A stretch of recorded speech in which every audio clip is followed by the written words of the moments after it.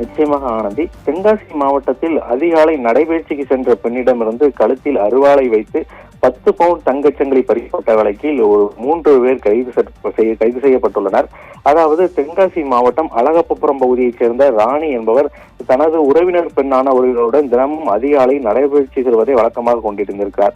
கடந்த சில நாட்களுக்கு முன்பு அவர்கள் இருவரும் வழக்கம் போல சாலையில் நடந்து கொண்டிருந்த போது முகமது அணிந்து வந்த 3 நபர்கள் அவர்களை வழிமறித்து கண்ணியமைக்கும் நேரத்தில் கையில் வைத்திருந்த அரிவாளை ராணியின் கழுத்தில் வைத்து அந்த கும்பலானது அவரிடமிருந்த ஒரு 10 பவுண்ட் தங்க சங்கிலியை பறித்துக் கொண்டு தப்பி ஓடியுள்ளது.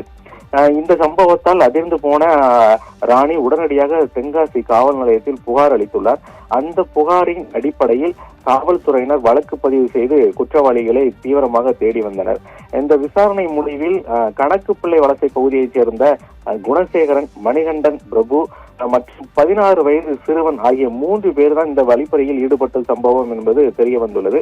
உடனடியாக அவர்கள் 3 பேரையும் கைது செய்து போலீசார் அதிரடியாக கைது செய்து ஒரு விசாரணையை மேற்கொண்டனர். இந்த விசாரணையின் முடிவில் திடுக்கிடும் சம்பவமானது வெளியானது.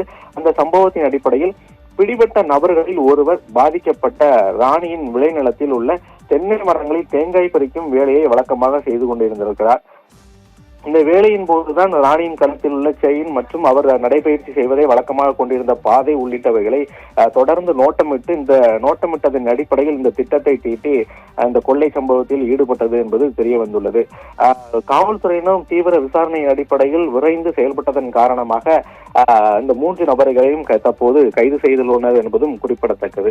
அந்த வகையில் தென்காசி மாவட்டத்தில் ஒரு நடைபயிற்சிக்கு சென்ற பெண்ணிடமிருந்து தங்க செயின் பறித்த சம்பவமும் அதன் அடிப்படையில் காவல்துறையினர் தற்போது தீவிரமாக செயல்பட்டு இந்த 3 நபர்களையும் கைது செய்த சம்பவம் என்பது தென்காசி மாவட்டத்தில் ஒரு பரபரப்பை ஏற்படுத்தும் என்பது குறிப்பிடத்தக்கது. ஆனந்தி.